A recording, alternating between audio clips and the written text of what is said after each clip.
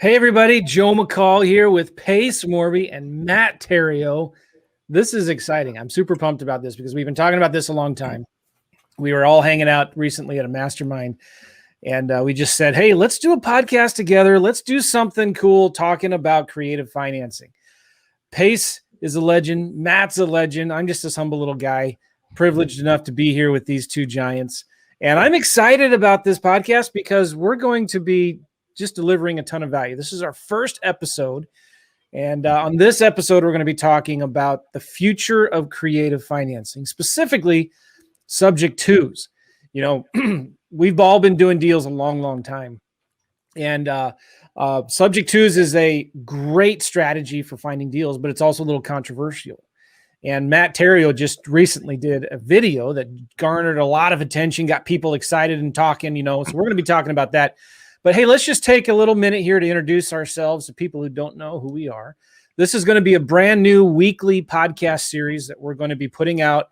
Our goal is to just build tons of massive value to teach you guys what's actually working today in the creative financing world for subject twos, for lease options, for owner financing, all of that creative stuff, right? That's what we're all about here. So let's just introduce ourselves. I'll go last. How about Pace? You go first. Who are you? Hey guys, my name is Pace Morby, and I'm just lucky to be here. Both these guys are heroes of mine. Love Matt's YouTube channel. If you guys are not subscribed to Matt's YouTube channel, go subscribe. I know we're going to jump into a video that I loved. I actually had a handful of people DMing me on Instagram saying, hey Pace, what do you think about Matt's video? Is sub 2 really dead? I was like, you got to watch the full video, man. It's unbelievable. But I'm very lucky to be here. I operate primarily in Arizona. We buy in 5 different markets. We do sub 2 seller finance, a lot of novation agreements, tons of fix and flips. And we actually have a new TV show with A&E. We just signed a 5-year contract with A&E for a fix and flip show here local in Arizona. And watch out for that coming out in September, airing live. But I'm lucky to be here and great to have everybody join us. Do me a favor before I pass it to Matt. When we go live and we start doing this, the one thing I'm going to continually ask you guys is come into the live show, ask questions, but more importantly, bring a friend, right? Share it to other Facebook groups. Let other people know that we're doing this because we want to give as much value to as many people so that you guys can all do deals with each other in the live comments. That's a great place to meet other investors from all over the country. So you guys can actually do deals together and build your businesses together.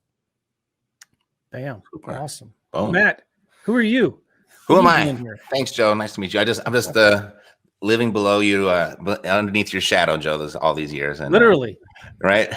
Totally, right? Cool. And it's nice to meet you, Pace, for the first time. And this is fantastic. And, I've been a fan from afar watching you and watching your growth. So congrats on your show. That's awesome. Thank you. Matt Theriault, Epic Real Estate is, we have the second longest running real estate investing podcast.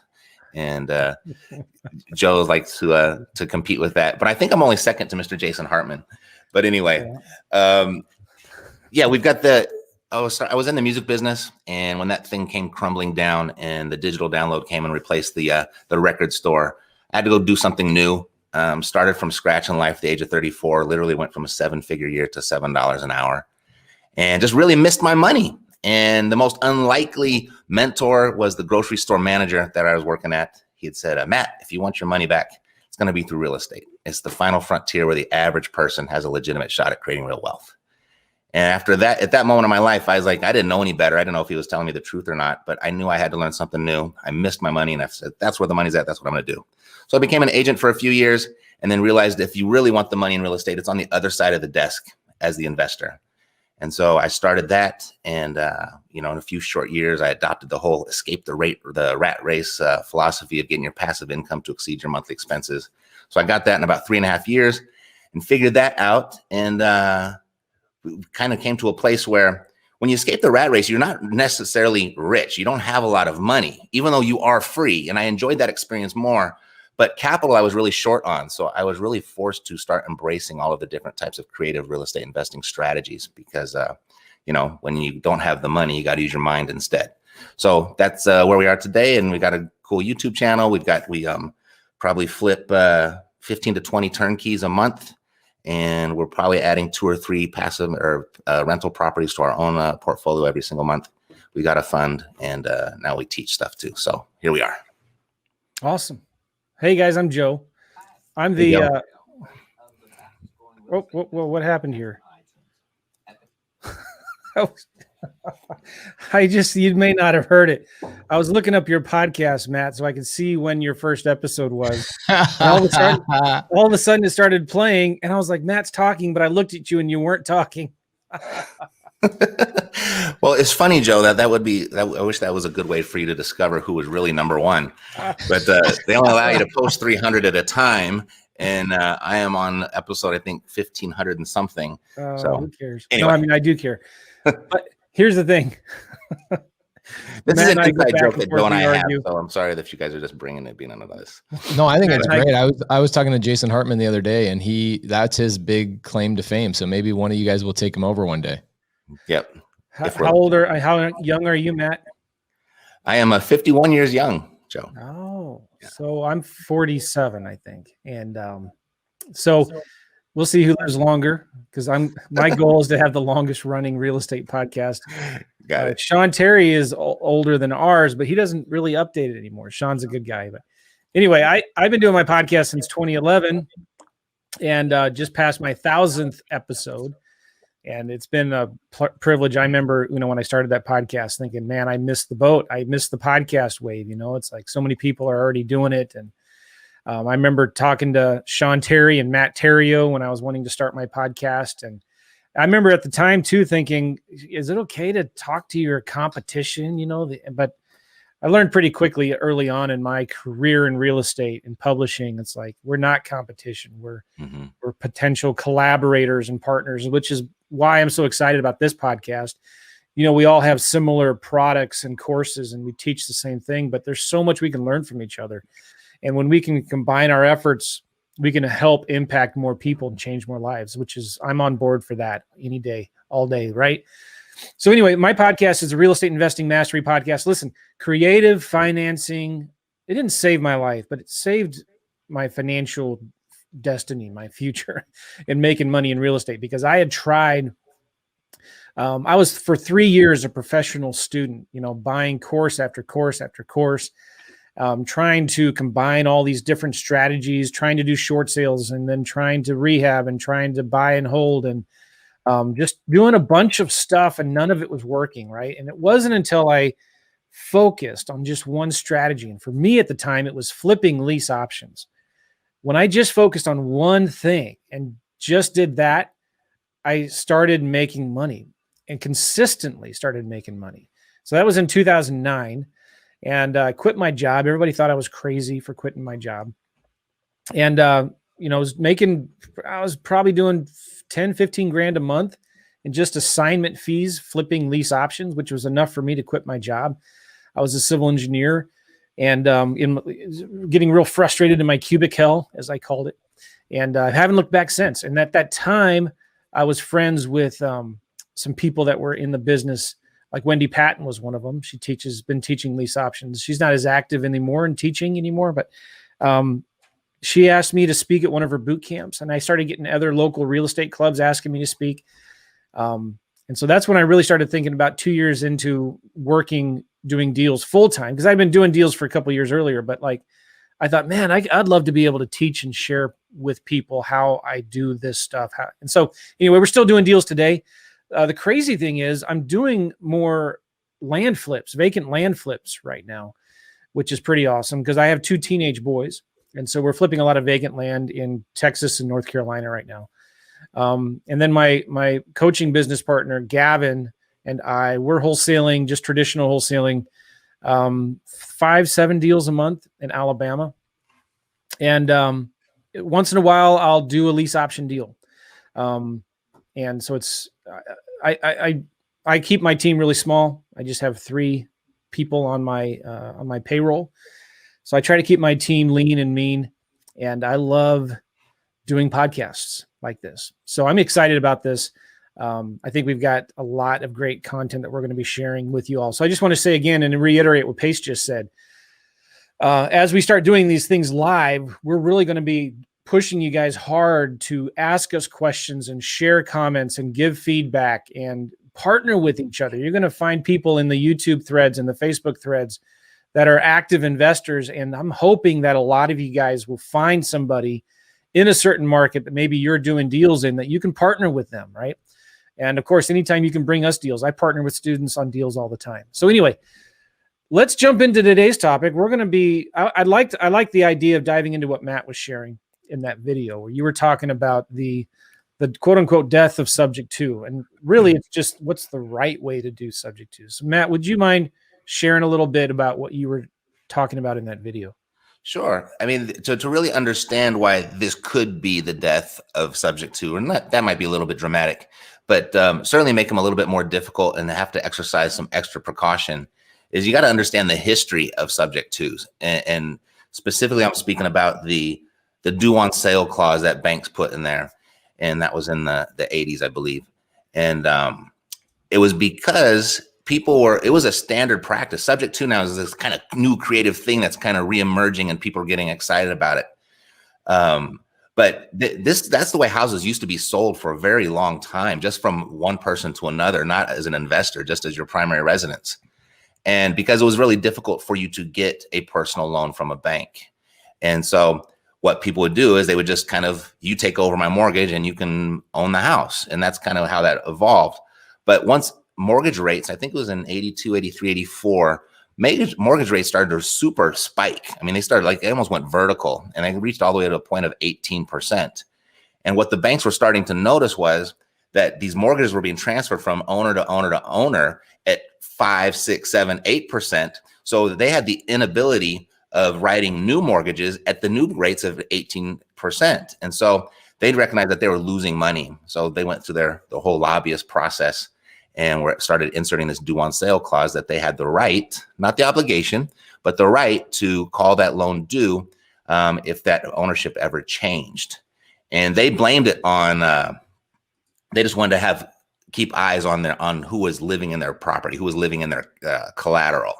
And that's what they phrased it as.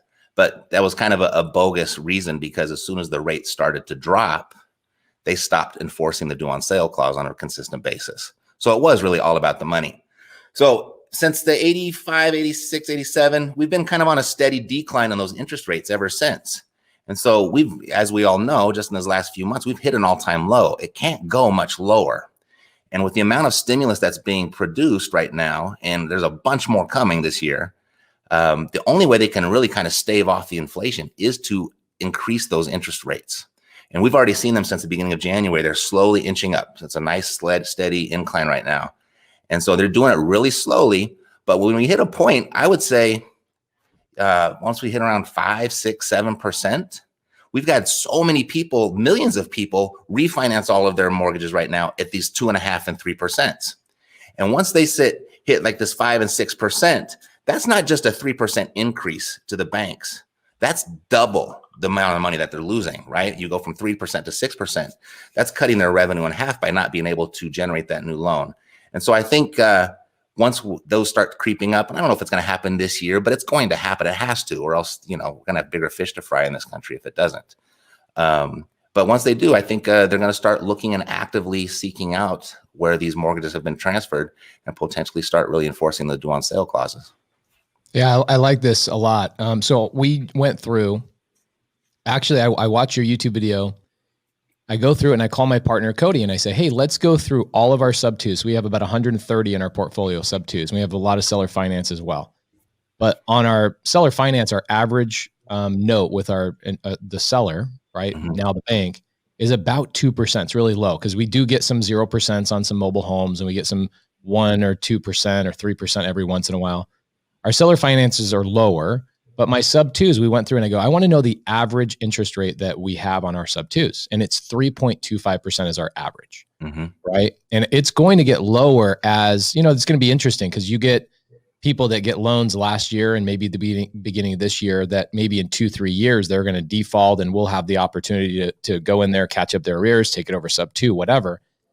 But it is such an interesting topic because you're 1000% correct. If my average sub-2 is 3.25%, and in 3-4 years, the banks are writing loans at 7%, 6%, even 5%. That sleeping giant of the due on sale clause, where a lot of people, a lot of investors that are buying sub 2 don't even have to worry about it right now because it's not even on the bank's radar. Right. All of the sudden they say, wait, we have millions of loans that we're not writing because these guys are changing. Now they're going to actually put software together that goes, if they don't already have it. My understanding is Wells Fargo does have it. They just don't implement it. That software will go through and see what's transferred, what hasn't transferred. So they can go in there and pull the due on sale clause, get that loan paid off, and then go out and write new loans at the 5%, 6%, et cetera. I think it's 100% going to happen. Mm-hmm. I think it's also the same for lease options. They're going to see, because a lot of these loans that, maybe I shouldn't get into that. But even though you're not transferring the deed, you are transferring equitable interest, and the same thing could happen to lease options. That's interesting. I wouldn't think that would happen, but that's an interesting conversation. So Matt, at the end of your video, at the end of your YouTube video, you actually talk about some ways to do it the proper way. Do you want to touch base on those? And then do you think that doing those items for people, that everybody that's listening, right? Let's say they're getting their first sub 2, they're getting their 10th sub 2, whatever, utilizing the strategies that you talked about in your video, do you think that will prevent the banks from noticing and ultimately calling the due on sale clause? Sure. So what I was, just to bring everybody up to speed that hasn't seen it, that would just be like only 3,000 of you have, but I'll bring you up to speed. Come on. Hey, by the way, let me interject something. Go ahead. Let me inject something really important here. I looked at my YouTube channel, and my videos are 2 years older than yours. My first video on my YouTube channel is 11 years old. Yours is 9. So you may have an older podcast, but I have an older YouTube channel. Never mind. I won't go there. I'll let you have that, Joe. Anyway. So the strategy I was talking about was using a land trust, and that's nothing revolutionary. I mean, that's how we do all of ours anyway. And I don't have 100 like you, Pace. I just have a handful of them. But I initially started using the land trust because that's what how I was really originally taught to do it, to conceal that transfer from the bank. And it works for a little while, because the bank can't see the transfer. Because when you put the property into a land trust, that's a standard estate planning practice. That's done every day on a daily basis in estate planning. And so it doesn't even cause a red flag of any sort. But what happens is the only way that they really discover that something's up is when they get the notification from the insurance company, because they are the lost payee. The bank is the lost payee. And when that insurance changes, they get a little notice. So that strategy will still work up until the insurance company blows the whistle on you. And that's where you could get caught. So what I am anticipating is you're going to have to do, especially if you're going to do buy and hold with subject twos, you're going to have to recalculate your numbers for that extra expense. Because I think you're going to have to carry and maintain that seller's insurance policy so they don't get dinged or they don't get notified. So you're going to have to carry 2 insurance policies on your subject twos, I think is the only way. But still, who knows what like you just mentioned that they might have some software or something going out there researching stuff like that. I don't know. I don't know what we're really up against, but that would be the next level of preserving your subject to portfolio. You know, what's interesting is I was talking to somebody at City Mortgage who was actually one of my students, and they were wanting to learn how to do lease options. And we were talking about subject twos, and he works in the mortgage department of City Bank, City Mortgage, whatever it's called. And I was saying, do you know what subject twos are? And he said, oh, yeah. I said, do the people in your bank, in your industry, do they know what subject twos are? And they said, yeah, we do. I mean, it's no secret. We know what it is.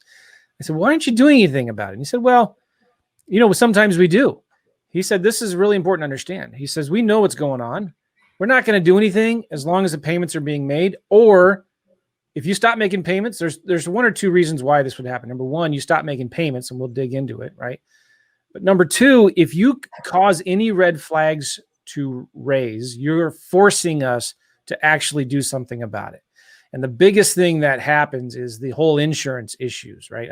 Pace and Matt, you're better experts at this than I am, but like if the bank has to be on the insurance as the mortgage right? And the person who bought the house, who has the mortgage, has to be on there as additional insured or primary insured or something like that, right? But when that changes, that causes the red flags to go up, and they have to do something about it. But he said, we know what's going on. We just want our money. And it's always the third party payment processing companies that handle the payments anyway. But he, it was interesting because he didn't make it sound like it was a big deal. Just don't do the stupid stuff to raise the red flags and cause the problems and force. Yeah, and I don't think it is a big deal yet, right? I think what Matt's talking about is, when you get to that 5 or 6% origination percentage, in the future, maybe it's 2 years, 3 years down in the future, it does become something where they go, oh my gosh. Now, I've had the due on sale clause called on me 4 times, and I'll tell you guys the reasons why I've got the due on sale clause. One of them, really interesting. Okay, so we buy a lot of our sub twos come from pre-foreclosures, right? Somebody falls behind, they don't have a tremendous amount of equity. They might have, let's say, the average purchase here in Phoenix is about $250,000. Okay, we're not a turnkey state like you guys are, Matt. We just don't have that. Nobody does turnkeys out here because it's just the prices of homes are too high for turnkeys to really work. So a lot of people go invest their money, in the Midwest outside of, in turnkeys, which is a great business model. So here locally, let's say somebody falls behind on their mortgage at $10,000 and they're in foreclosure. We come in, we go, hey, we'll catch up the arrears. We'll get the loan reinstated. Everything's good. And then 2 weeks later, we'll close escrow on the sub 2. Never had a problem with that until we bought a home sub 2 through a loan that was with Johnson Bank. Never heard of Johnson Bank. They have 6 freaking branches, right? 6 branches. So here's what happened. Reinstate the loan, buy the house sub 2, transfer insurance. And Matt, I'll jump on to insurance as well here in a minute because I agree with you 100%. So about a month later, the seller gets the due on sale clause sent to them. Even though we'd updated all the account information to make sure all the notifications come to us, the seller gets it. And the seller's like, hey, you told me that this might happen because in my documents, we show them like, hey, due on sale clause could happen. Here's the 3 steps that we'll take if and when it potentially does, right? Full disclosure, all that kind of stuff. So we get the letter. We call the bank. We get a hold of the freaking president of the bank in like 4 minutes. That's how small of a bank this is, right? So we get on the phone with him and we say, hey, you know what? We're paying the payment. We don't understand why you do that, why you're calling the due on sale. He goes, it's a policy my dad put in place when we started the bank back in 1950. It's just policy. There's nothing I can do about it. And I said, okay, well, if you guys have done this before, what suggestions do you have? And I already had overcome the due on sale clause recently, like 3 months prior to that. And I'll tell you how we did it. And I said, what would you suggest I do? I came up with $10,000 to reinstate the loan. I gave the seller $3,000 to walk away. I cleaned up the property. I got it rented out. We're honorable people, and we're trying to do the best we can to help people out. He says, well, an easy way to do it is just buy it. He goes, deed the property back to the seller. We'll stop the due on sale clause. And then you can either buy the property back on an executory contract, which would be in my state an agreement for sale. For you guys, it might be a land contract or contract for deed or whatever. Rebuy it on an executory contract so we don't transfer the deed, therefore don't trigger the due on sale clause. Or he goes, a really cool way is you can buy it on an auto renewing lease option, and your option price is the price of the home after 30 years. So essentially I'm buying the home at $0 after I made 30 years of payments on the deal, essentially, right? Or whenever I execute the option, let's say I go to sell the house or I go to refinance it or whatever, my option price is whatever the mortgage balance is. So I was like, I've never done that, right? And that's pretty clever for a bank president. Right. Yeah. And that's what I'm saying is like going to back to what Joe was saying is that these guys know what it is, right? They just want their money. Now, going back to Matt's video, I think that we're going to see a lot more of this in the future, a tremendous amount of it actually. But the banks know, and they do want their money. But at like the 5 and 6% rate, I don't know that they're going to be as forgiving, right? So this is what we did. We deeded the property back to the seller. In my due on sale clause documents, I state to the seller, hey, you need to make yourself available to us. We do have power of attorney, but just in case we need you to sign something, We're going to deed the property back to you and we'll pay you $500 just for your time and effort. And then we're going to re-sign what we did is a 15-year lease option auto renewal. So we don't have to go back to him whatsoever. And my option price is the mortgage balance whenever I decide to execute that option. Now, the downfall to that, which is another topic for another day, the downfall to that is that I use a lot of depreciation, right? So all of our fix and flips, my title company we own, all the things that we make money on, I try and pay as little amount in taxes every year by leveraging the IRS rules of allowing me to depreciate those assets. If I buy on a lease option, I don't have the ability to use depreciation. Right. And so we lost that on that property, but we stopped the due on sale clause and we still have that property in our portfolio because of that. So that's one, but the biggest one, and I'll stop right here. The biggest one, the other three have all been because of insurance. Mm-hmm. All been because of insurance. I wonder if you could put that escalating purchase inside of that contract for deed as well, because you could assign those rights of depreciation into the contract for deed. It's an interesting thing. So I've been talking to Anderson Business Advisors, who does they're my CPA.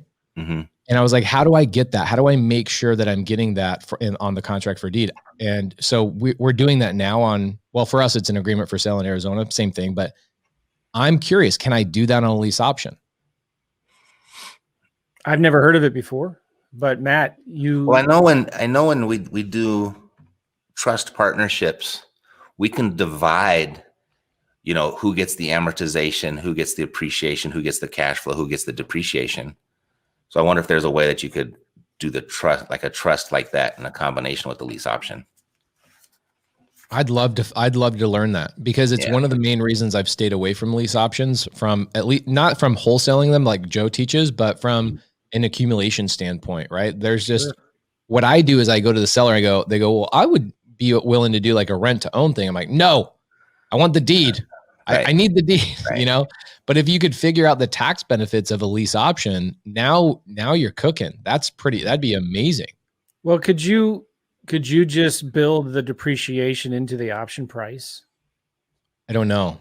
That's either a question for a CPA or somebody else. But I'm saying, like, if it gives you, $5,000 of savings or benefit a year, that's probably even too much. Oh, I see what you're saying. If it gives you $2,500 a year in benefit, and you're going to hold this thing for 10 years, that's $25,000 that you can negotiate in addition. You can negotiate it like a rent credit. Yeah. So in the lease agreement, you can apply a certain portion of your lease to go to ownership. I don't know why you couldn't do the same thing for depreciation. Yeah. So it's not going to reduce your taxes today, but it's going to. No, but even you could, this is the, I pay $800 a month in rent, 200 goes to my ownership, and I get the depreciation on the property. It's just a contract, right? You can write anything you want in, and as long as both parties agree, I don't know why you couldn't do it. Well, the challenge is, from my understanding, and I don't know, this is what we might want to bring on, like Toby Mathis from Anderson Business Advisors as a guest on here, because he's so good. He's so good about this stuff. Be a lot of fun. So I wonder how the IRS sees that you have not executed ownership, right? You have an option to be the owner. You're not technically the owner. Now, obviously, you have interest in the property with your contract. But does that convey to the IRS so that I can utilize depreciation on a form? I don't know. I wonder if it falls in the same category, because I had filed a lawsuit on a property manager about 7 years ago, and I actually won, but the property manager didn't have the money to pay. So I got a judgment, and I was able to take that judgment and apply it towards taxes, right? No. Yeah. So I was able to actually sell a portion of that. So you sold the portion of it to like a debt collector, and they went after him for the judgment? No, I sold it to one of our high-end turnkey clients who has a high income. He's a doctor, and so he's always looking for the tax write-offs. So I gave him $80,000 in deductions for $50,000. So if you can assign, my whole point is, if you can assign that type of IRS collateral, you might be able to do that with the depreciation as well. But I think it's super creative. So Matt, you had an $80,000 judgment against this property manager, right? It was like, so it was like 800,000. Yeah. Oh, So I just sold him a portion. 800,000. I just sold him a portion of it. Yeah. Genius. Interesting. Did he ever get collected on the other 50 grand? Or did he ever go back to the property manager and try and utilize part of that? Or did you just assign it to him and say, hey, it's a total No, I loss? had the judgment. So I had the credit, right? Right. So the property manager's out of it now. I'm the ownership of this judgment. So now I was able to sell a portion of that to him, to my client. I understand. So my thing is, you have a judgment against the property manager, right? He owed you that 800 grand. Mm-hmm. So at any point, the guy who bought the section of that 800 grand for the tax deduction, was he able to go after that property manager for that portion of the judgment to ever get collected on it? I didn't think about it because just the property manager was totally insolvent. I mean, I think he's even out of business. So I think it was kind of but you could chase him around, right? You could. I guess you could. Yeah, you could. But shoot, I mean, when you have that type of, I guess you got to just weigh the pluses and minuses and what your time and effort is worth. So interesting, Matt. That's such an interesting topic.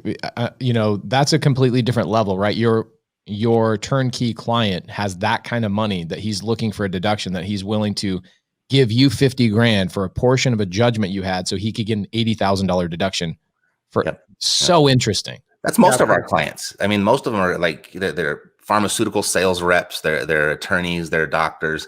They have they're high employee incomes. So they need those tax advantages because they pay the most. And so they come to us for the real estate. So that was just like a perfect fit. Well, this is why one of the big reasons why these big corporations take over or buy failing businesses and failing corporations, so they can they're buying their write-offs and their losses so they can pay less corporate taxes. But I want to challenge something here. If interest rates do go up, will banks really get more aggressive in calling these loans due? Because I'm proposing maybe as interest rates start going up, prices are going to start going down. And our bank's going to want a property. What about inflation? I feel like, especially talking with Lee Kearney last week, talking about how the prices of homes are going to have to chase the inflation that's going to be happening. And I don't think it's going to be like parabolic inflation, but I think that we definitely are going to see some crazy inflation over the next couple of years. So do you think that we're really going to lose value of homes compared to inflation, right? So like a $200,000 home this year will be worth $300,000 in 3 years just because of inflation, maybe not even from appreciation, but just from an inflationary standpoint. Well, it's going to be harder for people to afford homes. It's going to be harder for people to get mortgages. Let's say inflation does go, rates are going up. It's going to be harder for people to afford homes. So the banks are in the business of lending money. I just don't think it's a 1-for-1 where if rates are going up, banks are going to be calling more loans due. I think there's more involved in it than that. And I don't think the banks are going to be aggressive in calling them due. They want that money. There's a huge cost with foreclosing on a house and trying to put it back on the market and resell it.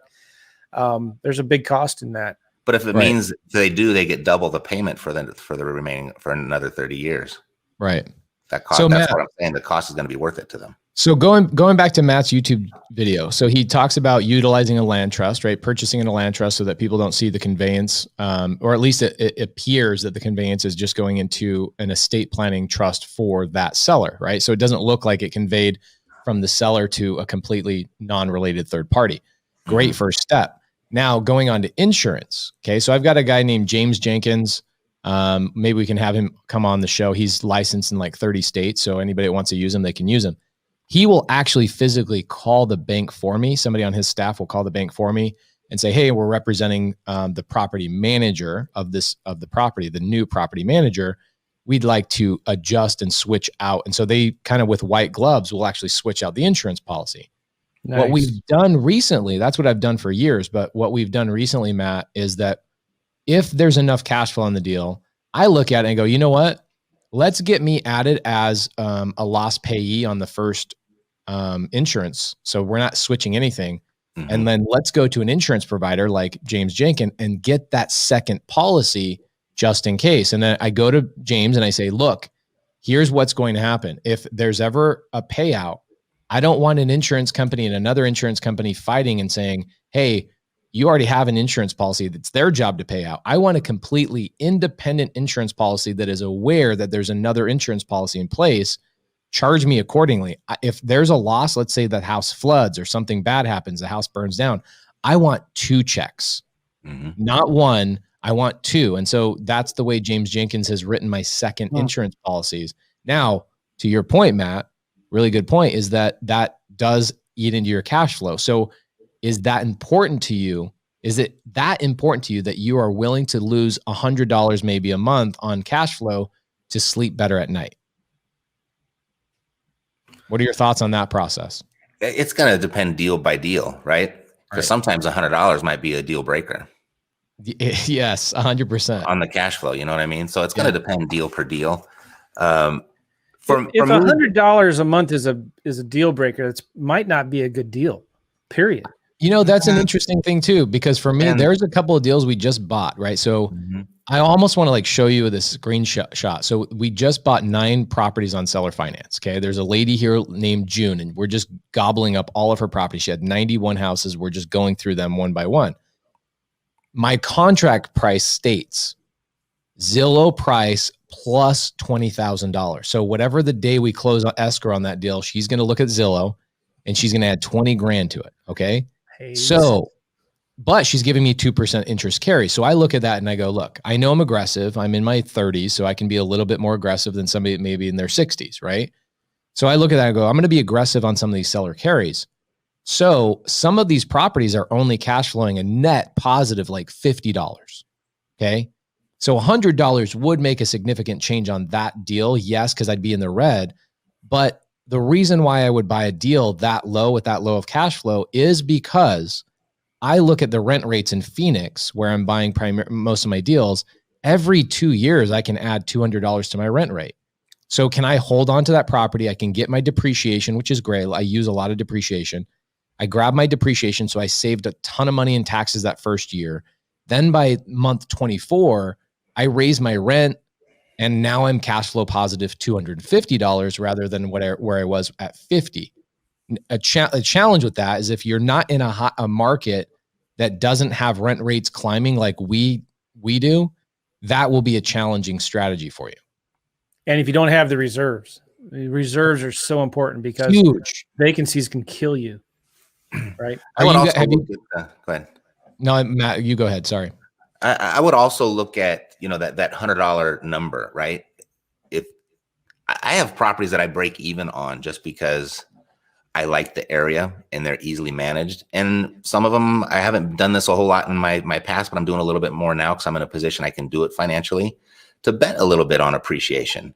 And I look at also the one thing about rental property that it gets discussed, but I don't think it gets as much weight as it should. And it's really what distinguishes the difference between an income property being a great investment and your primary residence being an investment, right?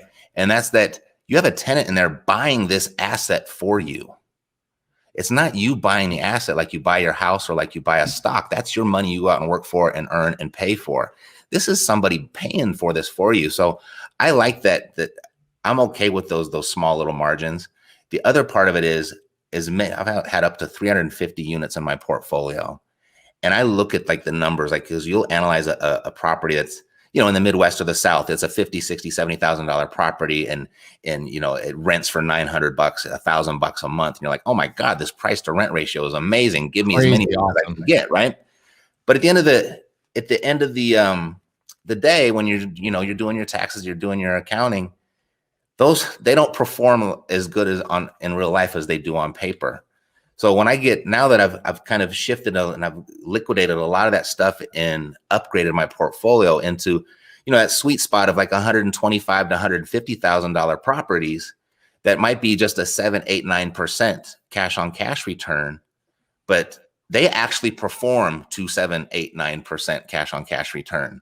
When that other house that I had a 15% cash on cash return on paper, all of a sudden I might have been lucky to break even on the cash flow. Matt, why I don't operate in those markets. Mm-hmm. Why is that? What's the big difference between the $50,000, $60,000 to the $120,000, $150,000? Is it the quality of the tenant? Is it the area? What is it? It is the quality of the tenant. I don't know. What I would blame it on is the property manager's inability to manage that type of property. Yeah. So I think it comes down to the tenant. But it's, every dime I've ever lost in real estate has been directly or indirectly associated with property management or a contractor. The real estate part is easy. The numbers are easy, right? Evaluating a property and buying right. That's all the easy stuff. It's managing that asset and profiting from that asset after you own it is where that comes into play. And I've always just said, real estate is the safest investment out there. It's the people involved that make it risky. And so in that area, those areas, like I put more money into Cleveland than I ever took out because I could not find a good property manager. And St. Louis, I'm about break even in your neck of the woods there, Joe. But I'm coming up now, like we're surpassing it. And then Memphis, I kind of had the same type of experience. But I go to Indianapolis and Birmingham and Huntsville, where I have amazing property managers in the same type of markets. So those have really worked out for me. So I think it's really all about the property management. Get those things. I'm a big fan of self-managing your properties. I don't know if you guys agree with that or not, but like, I'm not. Just here's my point, and I say this all the time, and we do need to wrap this up because we're coming to the top of the hour. All right. Why not just hire an assistant, to manage all your properties for you? I have an answer for that. I do too, but go ahead, Pace. Go ahead, Pace. So my wife did ours for a long time. My wife is our listing agent. She also lists like all of Batch's properties, everybody in town. My wife just does it for like a flat $1,200, right? Yeah. And $1,200 in like a Birmingham, it would be a full 3%, right? But for our market, a full 3% would be like $8,000 or $9,000. My wife's doing it for $1,200, right? Just because she's friends with everybody. And so, we're trying to have more kids and build our family, and that's challenging. We got a hellion 2-year-old. So I go, okay, let's actually, because what are we all trying to do as business owners? We're like, let's go start a new business. Let's go start a property management business, because we own so many houses that essentially if we pay ourselves an 8% fee on all of our management, now I have employees, I can have overhead paid for, and I can slowly grow that. And then at some point within 18 months, go out and collect other clients. Here's the problem with that. So we just hired a girl. She has 15 years property management experience. She's calling me on everything. So now it's like, I got to train her to remind her, like, look, you need to treat me like a client. I don't want to be bothered. You need to just manage this stuff and take care of it. So with an assistant, the challenge there is that now it's still in-house and you're still hearing all the bull crap and the this and the that and whatever else. And they want to bend your ear about every problem that they're dealing with. So I think obviously that's a training thing. That's a company policy thing that I have to overcome, but still going to Matt's point is if I just went to a property management company, I would be bothered a lot less. Well, I would say, yeah, you don't want to be bothered, but the problem with the property management companies is they don't bother you, and they don't care enough about the problems and the vacancies and the maintenance. They're just taking their sweet old time. Yeah. Right. So there's sometimes, yeah, we can need to save this for another topic because I think it's real important. I think real quickly, also, the question to ask though is how many properties do you need? Yeah. To pay for the employee, and then how many more do you need for you to actually be making a profit to where it's worth it for you? And is that a realistic solution for the average real estate investor? That's the real question, right? Because Joe and I were talking the other day about having a whole conversation about how many houses do you need in order to truly get that financial freedom that most people that are in our audience are going to be looking for, right? So if you say, okay, well, do this and do that, now you got to go get 30 properties just to cover your nut. Now you got a problem, right? So that's a great conversation for a whole day of like how in 5 years, I know Matt, you did it in 3.5, right? But how do you do it in 5 years as the average person utilizing whatever strategy? And what does that look like financially to you, for you to truly say, okay, I'm free. Doesn't mean I'm a billionaire, but I'm free. And now I can do what I want. That's a great conversation for another day. I agree. Let's do it. I agree. And we should also talk about what to do if or when your house does get called due on sale. If it gets called due, what do you do? Right. And we can talk about some strategies with private money, the importance of digging your well before you're thirsty. Right. Because people freak out about it, but it's really not that big of a deal if you know what to do. So I think we should wrap this up because I'm sorry, I've got to go. I got another webinar to be on. This has been awesome. I'm excited and looking forward to these podcasts with you guys. Yeah, we're going to be going live every week about the same time, I think. And I think, well, I don't think we have already agreed to that. So anything else you want to say? Pace, how can people get a hold of you? They can get a hold of me. Just reach out on Instagram. I'm really active on Instagram. I actually answer all my DMs. So if you guys have a question, hit me up there. But what I would love is I'd love to just see people bring a handful of questions. If you hear something, right? Because what happens is when you get 3 guys like this that have been doing deals for a long time, Matt and Joe doing deals longer than me, but you get high level guys. What happens is we get around each other and all of a sudden it gets really technical. Yeah. And it gets like, sometimes it goes over people's heads. So write down words, write down terminology, write down a sentence or something that, Matt brought up something I'd never heard of before, which was selling a portion of a judgment that I got to somebody. That's a creative strategy to get yourself paid on something that you were basically like, it's impossible. This guy's insolvent. I'm never going to get this money. Super creative. So if you guys run into these things listening to our podcast, write them down and then come to the live show and we will pop your question on the screen and we will answer it live. That's the stuff that we love to do. But that's all I got. And I'm very happy to meet you, Matt. Again, you've been a hero of mine. Joe's been a hero of mine for a number of years, and this is going to be a lot of fun. Yeah, cool. I'm looking forward to it. Matt, how can people get a hold of you? Oh, I just got kicked off of Instagram for the second time, and I'm not even sure why. Yeah, they I don't know. They said I violated the terms and policy, and then they said, here's a link, read the terms and policy and see which one you violated. And I was like, I don't have time for it. Yeah. Anyway, so I'm just maintaining my presence on YouTube in the podcast. So you go to Epic Real Estate Investing here on YouTube. I'm pretty active in the comments, and there's a little contact thing on the about page as well. Nice. All right, I got a podcast, Real Estate Investing Mastery. Check it out. You can also go to partnerwithjoe.net. It's my new thing that I got going on, and it's pretty awesome. And I got some cool things I want to share with you guys later in a future episode, this calculator that I've built that helps you create multiple offers to give to sellers.